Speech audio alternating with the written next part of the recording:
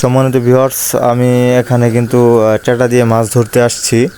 তো রাতের অন্ধকারে কিন্তু মাছ ধরার একটা আলাদা মজা আছে। যারা যারা মাছ মেরেছেন তারা কিন্তু অবশ্যই জানেন এটা কীরকম একটা মজা। তো দেখেন এখানে যে আমি মাছ ধরতে আসছি, তেমন একটা মাছ কিন্তু আমি পাচ্ছি না।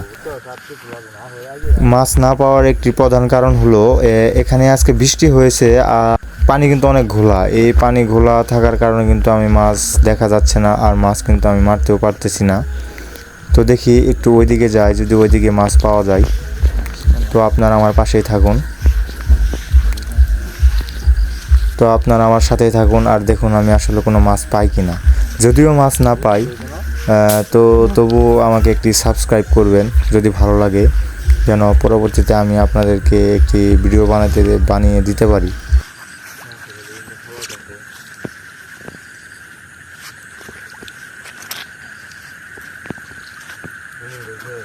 না না